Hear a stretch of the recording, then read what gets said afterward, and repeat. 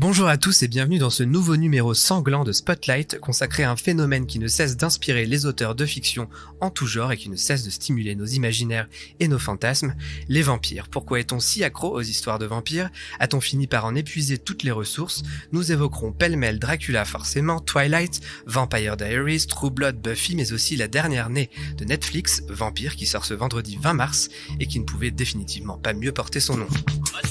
Parlons maintenant de cinéma. Première. Une fois n'est pas coutume, voici une histoire qui commence par la fin. Après 7 saisons, 144 épisodes diffusés dans plus de 35 pays et des millions de téléspectateurs accros, Buffy contre les vampires s'arrête pour toujours. Pour parler vampires, nous avons convié autour de la table Marjolaine Boutet, bienvenue. Bonjour. Vous êtes historienne, maître de conférences, une passionnée de culture populaire et de séries télévisées. Vous avez sorti en 2011 le livre Vampire au-delà du mythe aux éditions Ellipse. Il est toujours disponible, on l'a trouvé. Merci d'avoir répondu à notre invitation. Merci à vous. Je suis Jean-Maxime Renaud, avec moi également 2 journalistes de la rédaction d'Allociné qui ont été biberonnés à l'hémoglobine. Léa Baudin, salut Léa. Salut. Et Mégane Choquet. Hello Mégane. Salut. Alors pour démarrer, Marjolaine, vous dédicacez votre livre, je cite, à tous ceux qui aiment les histoires de vampires et à tous ceux qui se demandent pourquoi. Qu'est-ce qui vous a donné envie, vous, de percer ce mystère ? Alors, c'est venu du choc Twilight, en fait. Moi, j'ai été donc biberonnée à l'hémoglobine, comme beaucoup autour de cette table, visiblement, mais à l'hémoglobine d'Anne Rice. Entretien avec un vampire, à ce vampire quand même très sexuel, il faut le dire. Et d'un coup, arrive la déferlante Twilight et ce vampire abstinent. Et c'est venu excusez-moi, mais d'un what the fuck. Qu'est-ce qui est arrivé à mes vampires? Et du coup, j'ai eu envie de me plonger là-dedans, aux origines du mythe, en tant qu'historienne, parce que je crois que c'est un livre d'histoire de la culture populaire, qui s'interroge à la fois sur donc les mythes depuis la nuit des temps, mais aussi la littérature, et en particulier la littérature de genre, la littérature fantastique, le cinéma, les séries télé et un petit peu la musique rock. C'est vrai que c'est justement, pour revenir sur Twilight, au moment où Twilight est arrivé sur nos écrans, on a eu un peu l'impression que tout le monde se disait qu'il y avait une mode des vampires qui revenait. Finalement, c'était de nouveau à la mode. Mais ce que vous montrez dans le livre, c'est qu'en fait, ça a toujours été la mode des vampires. Oui, tout à fait. Particulièrement le mythe du vampire tel qu'on le depuis Dracula, en gros, vraiment accompagne l'Occident particulièrement, parce qu'il y a d'autres histoires de vampires dans les sociétés non occidentales qui sont un peu différentes, mais le mythe du vampire, vraiment, il accompagne l'Occident et la réflexion sur qu'est-ce que c'est d'être un individu. Je crois que c'est vraiment ça qu'interrogent les histoires de vampires. Et depuis la fin du 18e jusqu'à nos jours, il y a toujours eu des histoires, peut-être moins aujourd'hui, on pourra voir pourquoi. Il y a toujours eu cette créature qui nous permet, et c'est là-dessus que je conclus le livre, d'interroger ce que nous sommes dans toutes ces dimensions et aussi ce que nous ne sommes pas. Et je crois que c'est vraiment cette question de la limite qui est la condition humaine par excellence, que précisément le vampire permet d'interroger. C'est une vaste question, mais en résumé, qu'est-ce qui nous fascine tant dans la figure du vampire, si on devait résumer en quelques mots? Un être immortel qui boit du sang. Je crois que c'est tout à fait fascinant. Si on veut aller du côté de la psychologie, évidemment, Freud a montré que la morsure, et particulièrement la morsure du vampire, c'est une métaphore de la pénétration. Et donc, pendant très longtemps aussi, la figure du vampire a permis de parler de sexe, particulièrement au 19e, dans la société victorienne, sans, par la métaphore. Donc, je crois qu'il y a tous ces aspects-là. Le désir, évidemment, d'immortalité, mais le désir tout court, le désir de l'autre, le désir de manger l'autre, littéralement de se l'approprier. Donc, il y a un côté prédation, il y a un côté désir. Les premiers mythes des vampires étaient d'ailleurs plutôt des vampires femmes. Et on retrouve ça dans les interprétations de la Bible par l'école talmudique, notamment avec l'histoire de Lilith, mais aussi les succubes dans les mythes folkloriques. Les femmes vampires, c'était les femmes qui se mettaient sur les hommes pour leur sucer le sang et le reste, et littéralement aspirer leur force vitale. Les femmes vampires, et on retrouve ça dans la Vamp au début de l'histoire du cinéma, c'est les femmes qui assumaient leur désir sexuel avec évidemment, et c'était des monstres dans les histoires, mais c'était une façon là encore de parler de ça et d'affirmer que non, c'est les femmes bien, elles font pas ça, etc. Sinon elles n'auront pas d'enfants. Enfin voilà, il y a tout un folklore qui se nourrit de ça et qui est vraiment au cœur, je crois, de la société occidentale, d'aussi longtemps qu'on puisse avoir des sources jusqu'à aujourd'hui. Alors on reparlera tout à l'heure des femmes vampires plus précisément, mais j'aimerais qu'on fasse un petit tour de table des œuvres qui individuellement vous ont le plus marqué en la matière. Marjolaine, à vous l'honneur, si vous deviez n'en retenir qu'une, ce serait laquelle ? Alors oui, j'en ai déjà parlé, mais c'est vraiment les romans d'Anne Rice pour moi qui ont été déterminants. Alors Entretien avec un vampire, c'est très bien, c'est le premier, c'est fascinant, il a été adapté au cinéma, mais tous les autres qui ont suivi ensuite, je pense notamment à La Reine des damnés, Pandora d'Anne Rice, parce que c'est un de ces rares personnages qui est un vampire femme.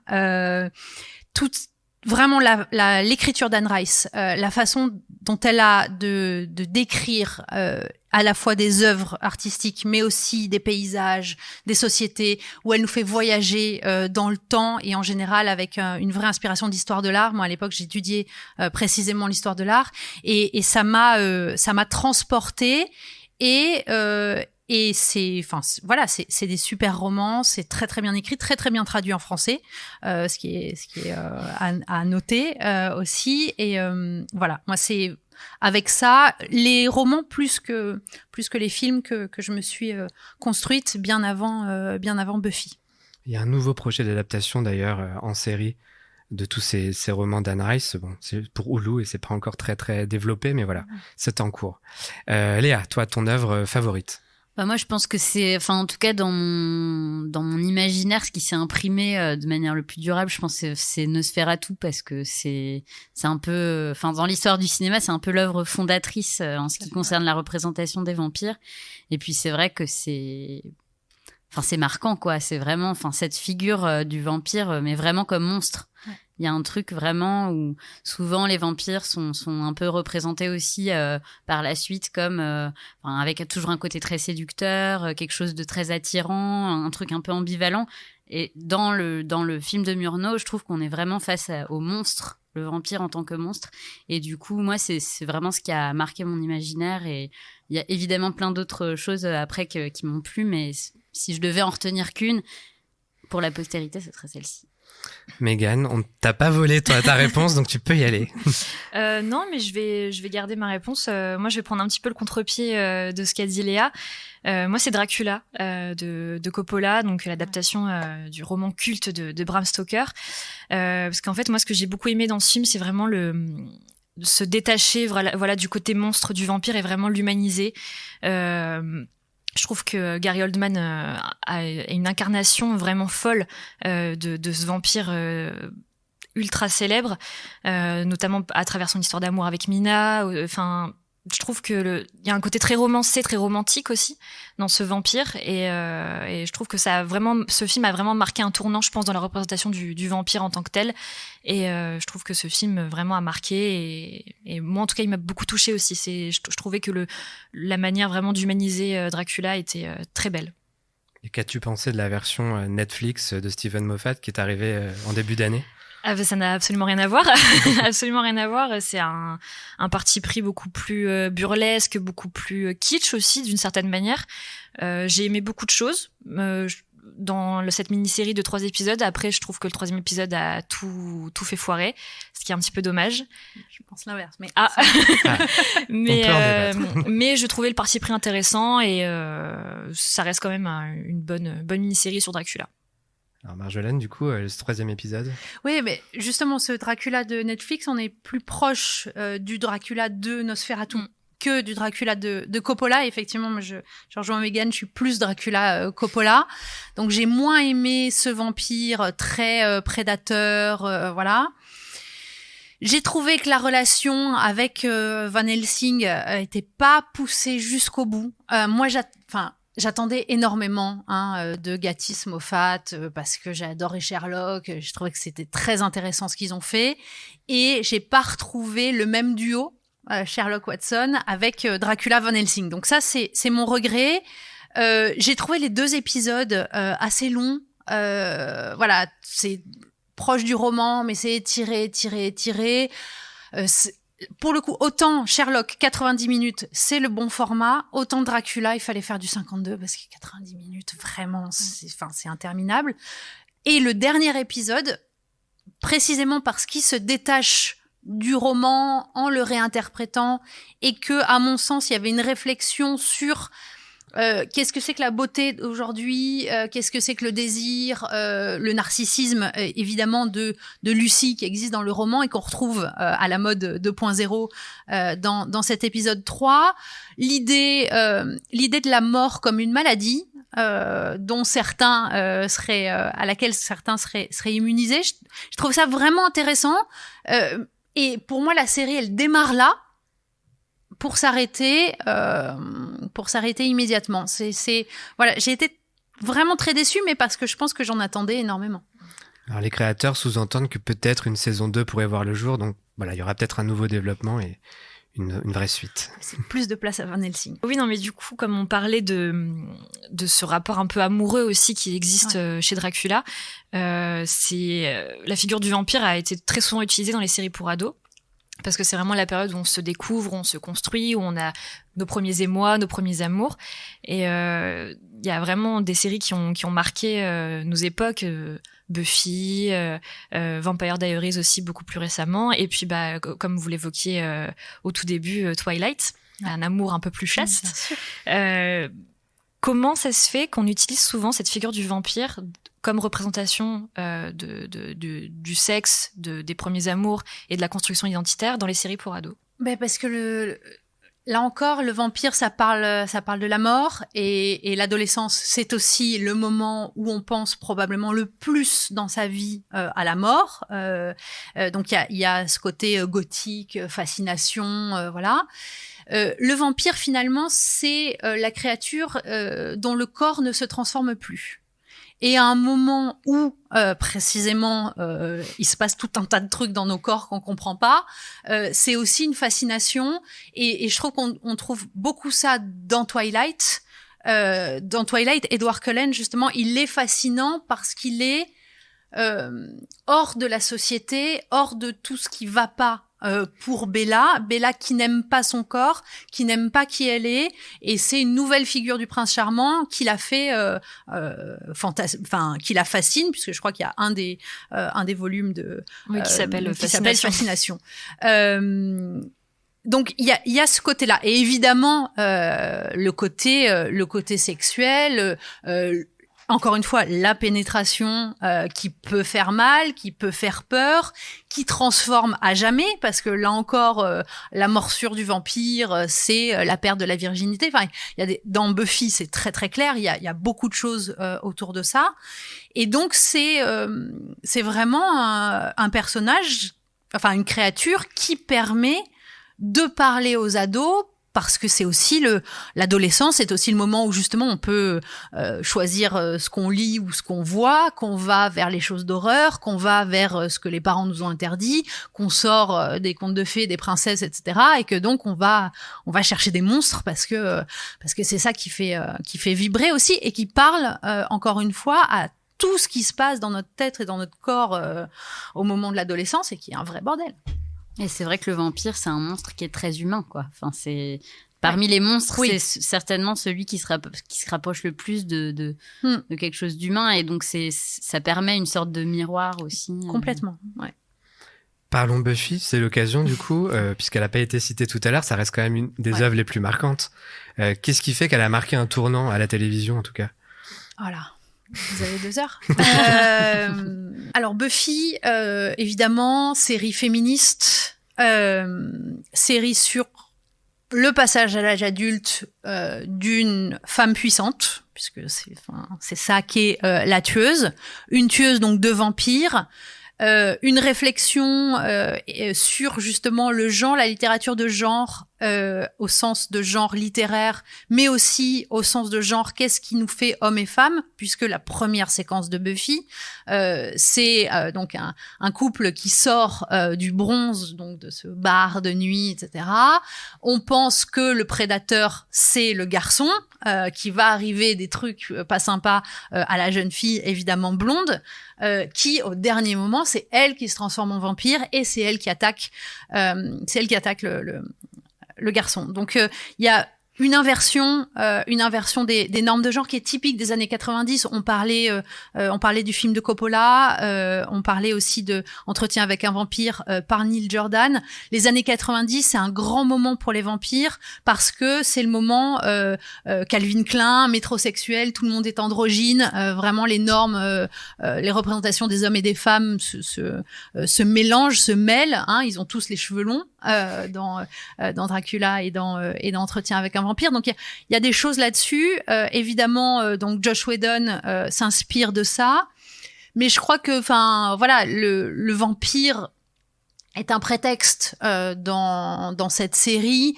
Il y a beaucoup plus de monstres, il y a tout un bestiaire fantastique qui parle encore une fois des peurs de l'adolescence. Dans les premières saisons, c'est très très clair, et notamment la peur de la pénétration et l'enjeu entre Buffy et Angel. Est-ce que ça va se passer, etc.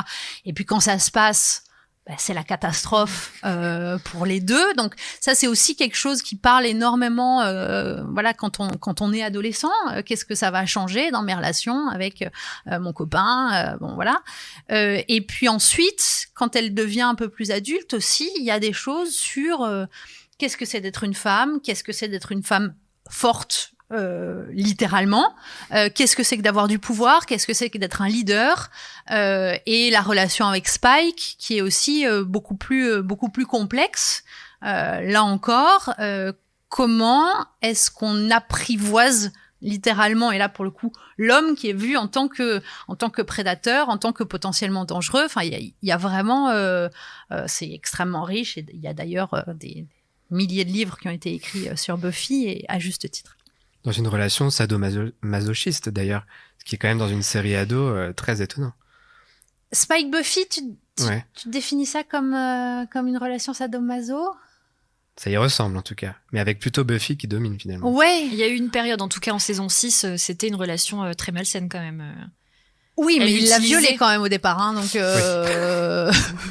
Non, mais avant cette scène de tentative de viol, elle l'utilise parce qu'elle est revenue, elle ressuscite début de saison 6, et elle utilise Spike qui est le seul un peu à la comprendre. J'avais inversé qui est un petit peu le seul à la comprendre, et elle l'utilise sexuellement en fait, et après quand elle dit stop, quand elle dit non à cette relation, lui ne le supporte pas, et effectivement après essaie de la violer. Ouais, j'avais inversé les deux temporalités, mais oui, j'avais jamais vu ça comme sadomaso, mais effectivement, c'est complètement dysfonctionnel, et voilà, ça marche pas. Angel aussi, on en a parlé très rapidement, mais c'est un vampire très différent de ce qu'on avait l'habitude de voir aussi. Oui, c'est ce que je disais sur la métrosexualité, puisque Angel a ensuite sa propre série qui est extrêmement intéressante aussi, sur la redéfinition de ce qu'est être un homme à la charnière entre le 20e et le 21e siècle. Il est toujours en proie à ses propres démons, et lui-même à son passé de démon. Angelus, c'est la métaphore de la masculinité toxique, ce qu'on appelle ça aujourd'hui, même si on n'avait pas le nom pour ça. Et précisément, tout le travail d'Angel, c'est de faire amende honorable de ce qu'il a été, et d'essayer d'être autrement. Et je trouve que dans Angel, ce qui est peut-être le plus beau, c'est sa relation d'amitié avec Cordelia.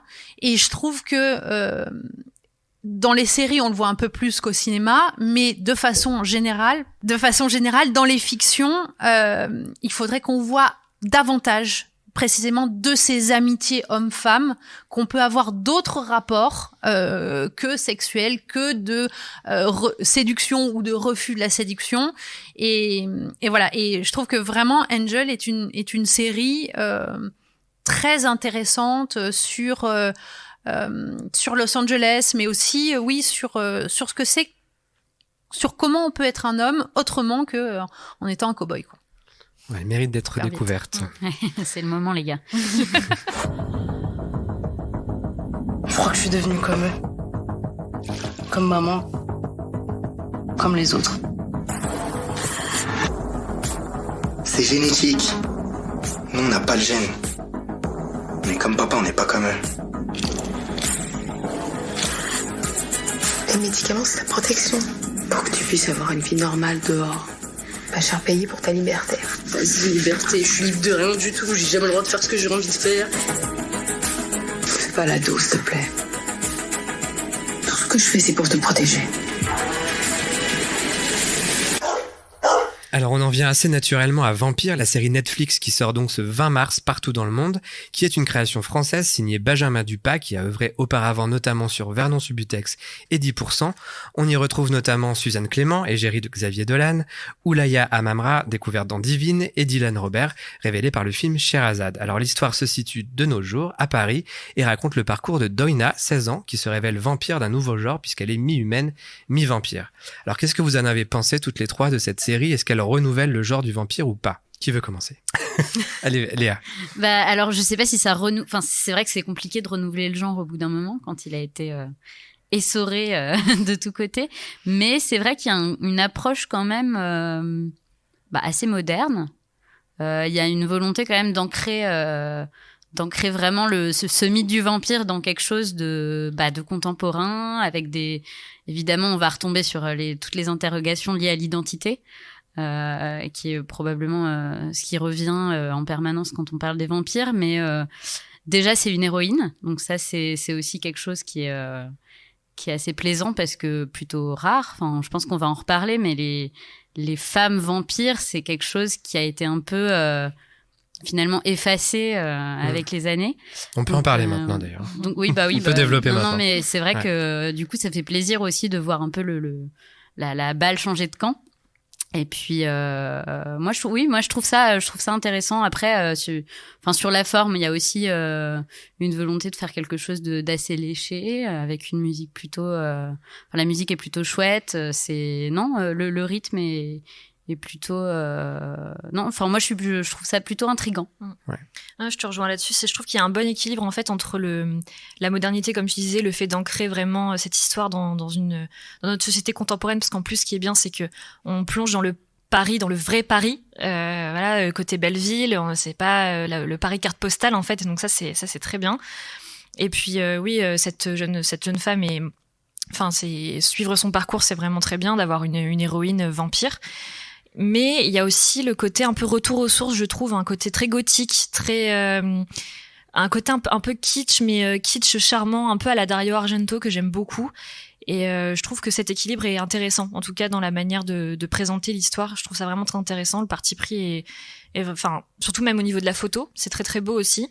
Je pense qu'il devait pas y avoir énormément de moyens, mais ça n'a pas été non plus un obstacle. Donc le résultat est vraiment vraiment intéressant. Et puis on sent quand même les inspirations Buffy, un peu de Grave aussi, parce que c'est très sanglant, mais le sang un peu kitsch, un peu à la Argento, que j'aime beaucoup. Donc j'aime bien cet équilibre entre le côté un peu gothique et un peu ancien, et vraiment la modernité, le côté contemporain de l'histoire. Marjolaine, un avis sur Vampire? Ouais, c'est intéressant. Effectivement, Vampire, c'est à la fois très moderne et un retour aux sources du vampire comme marginal, parce qu'on est vraiment c'est pas du tout le vampire dans son château hyper riche qui fait rêver comme Edward Cullen dans Twilight. On est dans ces vampires qui sont marginaux et avec un côté vraiment famille Rome, et d'ailleurs les personnages sont joués par des acteurs issus des minorités, et il y a vraiment un parti pris là-dessus. De réfléchir à ça, qu'est-ce que ça veut dire d'être en marge de la société aujourd'hui, comment on survit, comment on se cache, et puis effectivement ce personnage de vampire métisse qui se découvre, qui découvre elle aussi sa puissance, qui doit même si finalement c'est pas poussé au bout, qui doit maîtriser son désir. Et moi, j'aurais aimé plus de scènes, justement, avec Nasser, parce que d'abord l'acteur, j'adore l'acteur, et je trouve qu'il y avait quelque chose à jouer là-dessus. Après, ils ont rajouté beaucoup d'intrigues. Parfois, on se perd un peu. C'est effectivement très sanguinolent, ce qui est pas ce que moi je préfère, mais encore une fois, c'est une question de goût. La réalisation, il y a un parti pris. Pour moi, il y a un peu trop de filtres. Voilà, mais ce que tu dis sur le budget, etc., ça a probablement aussi joué. Voilà, il y a plein de bonnes choses, mais c'est un peu comme Mortel. J'aimerais que s'il y a une saison 2, ils essayent de moins partir dans tous les sens et de faire confiance à leurs acteurs, à leur parti pris, à l'écriture, parce qu'il y a vraiment des choses très belles et d'autres qui sont peut-être moins nécessaires, mais qui participent. Voilà, ça fait quand même très très peur. Hein. C'est le but. C'est vrai que c'est marrant parce que c'est un peu au carrefour de plusieurs influences vraiment très différentes. C'est vrai que moi, là, je viens juste d'y penser et ça me frappe un peu. Mais je pense qu'il y a une vraie influence du film de Jim Jarmusch, en fait. Probablement Only aussi, Lovers Left ouais. Alive, sur tout ce qui est photographie, BO un peu aussi, quelque chose d'un peu envoûtant. Et sur le côté marginal, justement, c'est vraiment... c'est marrant, en regardant la série, j'y ai pas pensé. Et là, ça vient de me frapper d'un coup. Et c'est vrai que c'est une approche du mythe qui est un petit peu différente. C'est vrai que c'est un côté très indé, très cinéma indé, qu'on n'a pas l'habitude de voir dans les séries, parce que c'est vrai que Vampire Diaries, c'est hyper léché, c'est hyper rose, c'est hyper éclairé. Tout le monde est très très beau. Tout le monde est très très beau, très très bien éclairé. Voilà. Ah, mais c'est ça qui est bien aussi. C'est vrai que ça désacralise un petit peu aussi la figure du vampire. Complètement. Ça enlève un peu le côté joli et beau et fantasme qu'on a de la figure. Donc c'est vrai que c'est intéressant aussi. Mais du coup, je me demandais qu'est-ce qui fait qu'à un moment donné, la figure du vampire, qui était assez féminine aux premières heures de la naissance du mythe, qu'est-ce qui fait que ça a basculé sur quelque chose de finalement très masculin, avec le prédateur, la masculinité toxique, et comment est-ce qu'on pourrait faire justement aujourd'hui pour se ressaisir du mythe avec un éclairage plus féminin? C'est une très bonne question. C'est en fait, encore une fois, le vampire, c'est une figure de la prédation, et donc dans l'histoire du cinéma, Vamp, ça vient de vampire. La première Vamp, c'était Dabara, donc qui jouait une vampire dans un film de 1913, et progressivement les Vamps ont perdu leur canine pour récupérer la robe fourreau rouge, jusqu'à Sharon Stone, etc. Mais c'est finalement le même type de stéréotype de la femme fatale. Et oui, il faudrait qu'on dans Grave, c'est un peu ça, même si c'est pas c'est pas clairement une vampire, mais le cannibalisme, on est quand même très proche de la vampirisation. Je crois que, les femmes s'en emparent du mythe de vampire, mais dans la littérature. Il y a toute la Beatlitz, True Blood, on en parlait, c'est écrit par Charlene Harris et c'est écrit par des femmes. Anne Rice est une femme. L'auteur Stephanie Meyer de Twilight, c'est une femme. Donc, les histoires de vampires, finalement, même si c'est souvent des personnages de vampires masculins, ils sont écrits par des femmes. Donc le fameux female gaze, il est là, et particulièrement là en littérature. Après, dans le cinéma, l'actualité est présente. Voilà, le cinéma est un monde d'hommes. Et donc, effectivement, les adaptations de ces œuvres-là, elles sont en général moins complexes dans leur représentation, et beaucoup plus destinées à rassurer les hommes sur leur virilité, globalement, parce que le cinéma sert à ça. Voilà, donc je crois que Et les séries, précisément, sont beaucoup plus mixtes. Il y a plus de femmes scénaristes et de femmes puissantes, y compris pour les actrices. Ça donne aussi davantage de temps et on parlait de personnages de femmes vampires dans Vampire Diaries. Il y a donc ce double rôle interprété par Nina Dobrev et quand elle est en Catherine, elle dit aussi des choses de la féminité. Il y a sa copine blonde dont j'oublie le nom, Caroline. Caroline, qui est aussi un personnage très intéressant. Enfin, dans Vampire Diaries, les personnages féminins sont vraiment intéressants, complexes dans leur rapport à la féminité, à la beauté, à la jeunesse, à la puissance, à l'intelligence, à tout ce qu'on veut, parce que les séries, pour le coup, ça s'adresse à un public majoritairement féminin et c'est pensé surtout sur The CW majoritairement pour ce public féminin. Donc depuis Buffy, on met les hommes torse-poil et par contre, on joue beaucoup moins sur le sex appeal des corps féminins, même si elles restent impeccables. Donc voilà, donc il y a, je crois que voilà, il y a le cinéma, mais il y a aussi tout ce qui se passe en littérature et en série télé qui permet de nuancer un petit peu les choses et de parler un peu plus de ce que c'est qu'être une femme. Il y a un projet à surveiller, c'est The Brides, produite par Greg Berlanti, qui sera sur les fiancés de Dracula.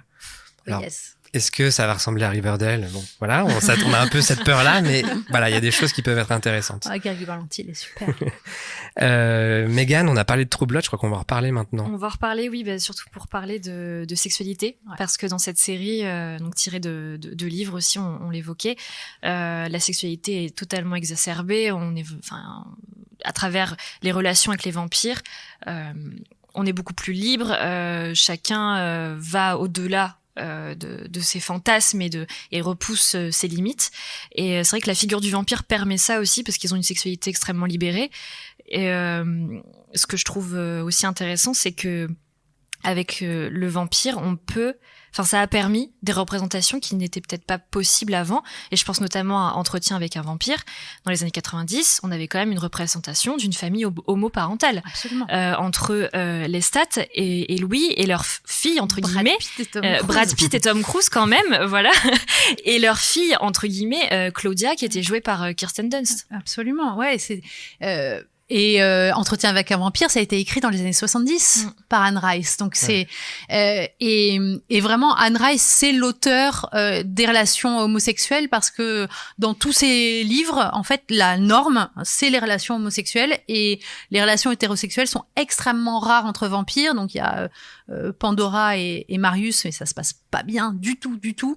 Alors que vraiment les histoires d'amour entre hommes principalement, mais aussi entre femmes, sont des choses vraiment extrêmement épanouissantes, positives, d'égal à égal, ou de mentor à disciple. Enfin, il se passe vraiment beaucoup de choses. Et effectivement, Entretien avec un vampire, je pense, a dit beaucoup de choses là-dessus.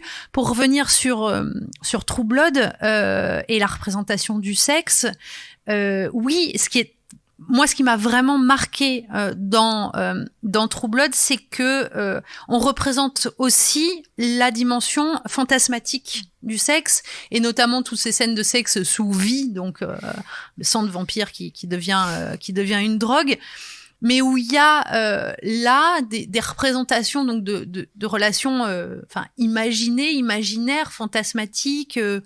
C'est très très beau. Et on sort un peu de la représentation, encore une fois, du sexe au cinéma, de vas-y cocotte, je te plaque contre le mur et je te bourrine pendant 5 secondes et c'est fini et t'as crié. Je crois qu'on voilà, là encore dans la représentation qu'on attend nous les femmes, on peut sortir peut-être de ça et True Blood voilà parle aussi, montre plus que montre d'ailleurs d'autres relations sexuelles, types de relations sexuelles. Et c'est vrai que ce qui nous a beaucoup étonné aussi quand on a vu la série Dracula donc de Moffat sur Netflix, c'est que on a l'impression que la sexualité de Dracula est un petit peu diminuée. Ouais. Et surtout son côté pansexuel en fait, parce que c'est surtout son côté prédateur. Il va tisser un lien extrêmement intime avec ses victimes, peu importe le sexe de la victime. Alors que là, dans ce Dracula-là, on a l'impression que c'est très flou et qu'ils ont pas voulu explorer peut-être d'autres types de relations.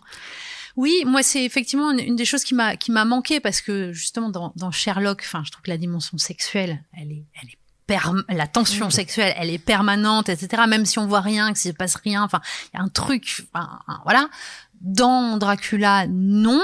Effectivement, on est dans la prédation, parce que ça parle de ça aussi, le vampire, et il y a toute une sous-culture vampirique, des gens qui se font poser des canines, et parce que le vampire dans la vraie vie, c'est aussi le pervers narcissique, c'est aussi les questions d'emprise, les questions de prédation, et je trouve que dans le Dracula de Gatiss et Moffat, on est plus là-dessus.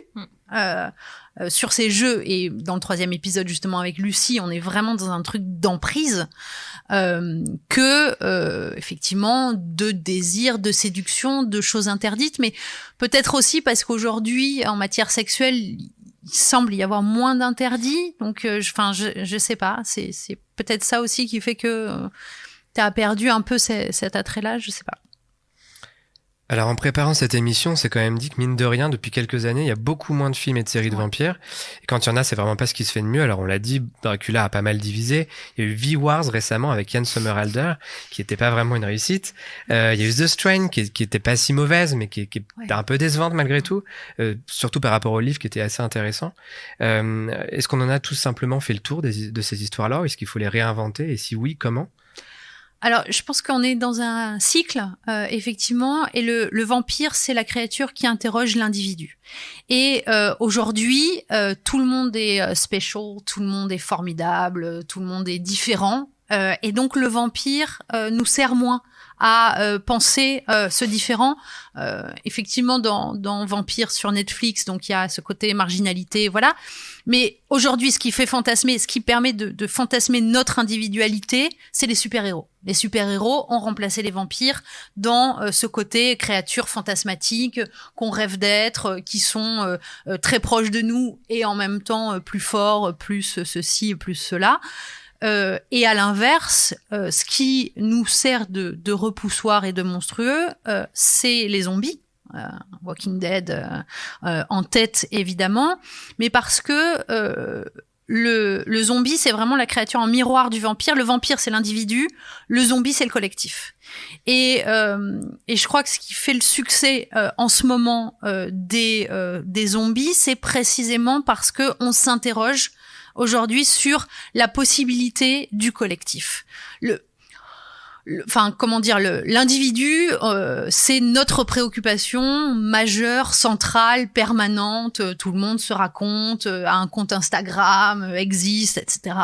On peut se réinventer tout ce qu'on veut.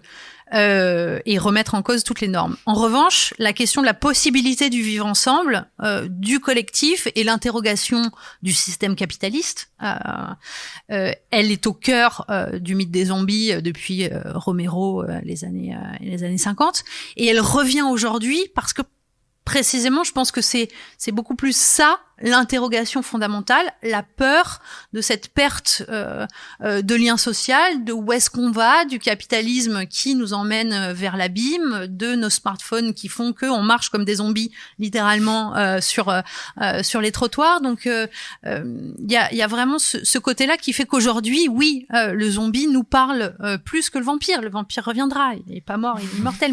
Mais aujourd'hui, je crois que oui, c'est plus les zombies et les super-héros que les vampires. Votre livre est sorti en 2011. Ouais. Si vous deviez le mettre à jour aujourd'hui, est-ce qu'il y a une œuvre récente, là, entre 2011 et maintenant, qui vous a quand même marqué, que vous recommanderiez? Non. Non, en fait. The Strain, même pas? The Strain, oui, c'est vraiment un truc, film d'horreur, très, il y a le passé nazi, le personnage de Richard Zammel qui est absolument fascinant, mais c'est, alors, moi, encore une fois, moi, c'est pas ma cam. The Walking Dead, c'est pas ma cam, etc. Je comprends l'intérêt, mais voilà. Et je crois que effectivement, aujourd'hui, dans les années 2010, je vois pas de fiction de vampire qui m'ait autant interpellée que Twilight m'a interpellée, et qui était aussi incontournable aussi, parce que c'est non seulement ça m'interpelle moi, mais ça a fait des millions et des millions d'entrées, donc j'ai pas vu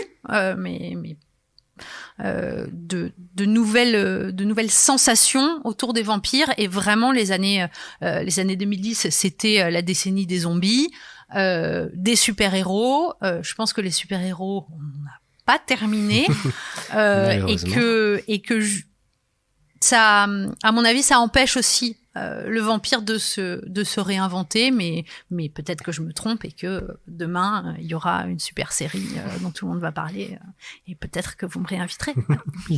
Revoyez en tout cas Buffy, Angel, ou voyez-les tout court, peut-être vous êtes peut-être trop jeune pour les avoir découverts à l'époque, et puis tous ces films cultes aussi qu'on a évoqués pendant cette émission. Mégane, t'as une reco à nous faire?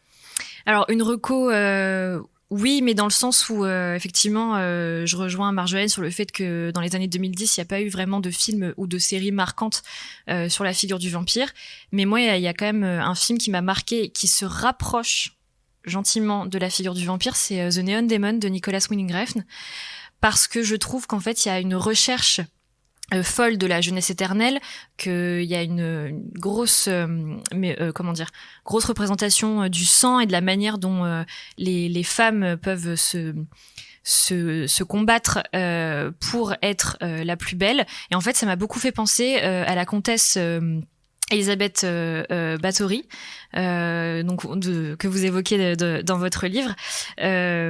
Moi, c'était une histoire qui m'a beaucoup marquée, que j'aime beaucoup, et donc c'était une comtesse qui avait cette aspiration à la recherche de la jeunesse éternelle, et qui, selon la légende, traquait et enfermait des jeunes femmes, souvent vierges, dans son château bien perché, pour aspirer. Vraiment. C'est un personnage réel. Alors le mythe, c'est ça, mais elle a vraiment existé. C'est une aristocrate hongroise qui a tué un nombre de ses domestiques, et principalement des femmes, mais pas seulement, assez incalculable, et qui a fini emmurée dans son château, parce qu'on n'arrivait pas à la tuer pour des raisons, parce qu'elle était on ne voulait pas la tuer parce qu'elle était trop importante sur le plan politique et aristocratique. Mais oui, c'est devenu effectivement un mythe de cette femme qui cherchait la jeunesse éternelle. Je raconte sa vie dans le livre, et on voit qu'elle a eu des traumas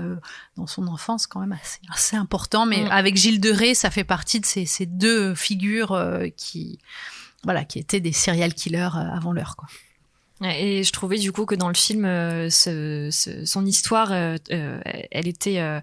je trouve que son histoire a, je pense, vachement inspiré Nicholas Winding Refn pour son film, surtout qu'en plus, l'héroïne principale, qui est incarnée par Elle Fanning, est en fait l'objet de toutes les attentions, et elle est confrontée à soit un prédateur homme, soit à des femmes qui tentent d'aspirer un peu sa jeunesse et sa beauté. Et il y a beaucoup de scènes ultra sanglantes, et je trouve que ça se rapprochait très gentiment, mais ça se rapprochait en tout cas de la figure du vampire. Et donc c'est un film qui m'a beaucoup plu et qui m'a marqué. Mais c'est vrai que je rejoins l'avis général. Dans les années 2010, il y a malheureusement pas eu de grands films ou de grandes œuvres ou de grandes séries qui ont vraiment mis qui ont remis la figure du vampire au goût du jour, quoi. Léa, t'as une reco aussi? Moi, je recommanderais évidemment le film dont je parlais tout à l'heure, qui s'appelle Only Lovers Left Alive, qui est un film de Jim Jarmusch que moi j'ai vraiment trouvé exceptionnel. Mais c'est vrai que malheureusement, ou heureusement, c'est pas grave, mais c'est pas un film qui va rester dans l'inconscient collectif, je pense, parce que ça reste quelque chose de très indé, très arty. C'est vraiment je trouve ça un peu anachronique, parce que justement il se saisit de la figure du vampire à un moment où finalement la mode est peut-être un peu en train de passer, et il renverse tout un tas de codes, c'est truffé de références, et moi je trouve ça hyper intelligent en fait comme film, et ça fait du bien aussi de voir ça. Et c'est vrai que finalement, ça renvoie aussi un peu à la figure du vampire comme maître, comme quelqu'un qui a traversé les époques et qui finalement a une connaissance infinie, a un accès à à la connaissance, à la science, et ce qui donne un couple assez fascinant qui est composé d'en plus de Tilda Swinton, qu'on adore évidemment, et de Tom Hiddleston, qui forment un couple un petit peu improbable parce que donc là pour le coup elle est plus âgée et puis ils se nourrissent l'un l'autre. La question c'est vraiment c'est pas de se nourrir du sang, c'est vraiment de se nourrir de la connaissance, parce que finalement on a beau être immortel, je pense qu'on a quand même finalement la peur de pas avoir assez de temps. Enfin, c'est assez paradoxal, mais j'ai l'impression que dans le film, les personnages ont peur de pas avoir assez de temps pour apprendre, pour savoir. Et moi, c'est un film que je trouve vraiment excellent, et donc voilà, j'ai envie de le recommander, mais effectivement, je pense pas que c'est un film qui va changer du tout au tout la vision qu'on a du mythe, mais c'est un film qui est très chouette. Only Lovers Left Alive. Absolument. Je rebondis sur ce que vous avez dit, parce que ça me fait penser à deux raisons pour lesquelles le mythe du vampire ne fascine plus. D'abord parce que aujourd'hui on est fasciné par la fin du monde, l'apocalypse, et que donc l'immortalité, comme on ne sait pas combien de temps va durer le monde, ça fait moins rêver. Et effectivement, ce que tu disais sur la connaissance, le vampire jusque-là c'était le type qui avait vécu à travers les âges, qui connaissait tout et tout. Et à l'heure de Wikipédia, Google, etc., ça fait finalement moins rêver, parce que là encore, ces smartphones qui nous transforment en zombies nous ont donné finalement un peu la connaissance, des vampires. Donc, je crois qu'il y a plein de raisons pour lesquelles, le mythe du vampire nous passe un peu, nous intéresse moins aujourd'hui, mais ça reviendra peut-être. Alors c'est la fin de ce Spotlight spécial Vampire. J'espère que nous nous avons donné envie de lire le livre de Marjolaine Boutet, Vampire au-delà du mythe, aux éditions Ellipse, pour explorer encore plus en profondeur le sujet. J'espère aussi que nous vous avons donné envie de jeter un œil à la série Vampire de Netflix, qui sort donc le 20 mars. Merci Marjolaine d'avoir été parmi nous. Merci beaucoup. Merci Mégane, Léa et Andou à la réalisation. Merci. On se retrouve très vite pour un nouveau Spotlight. Salut. N'hésitez pas à noter cette émission, à la partager et à en parler autour de vous. L'émission est disponible sur toutes les plateformes de podcast, notamment Spotify, SoundCloud, Deezer et Apple Podcasts.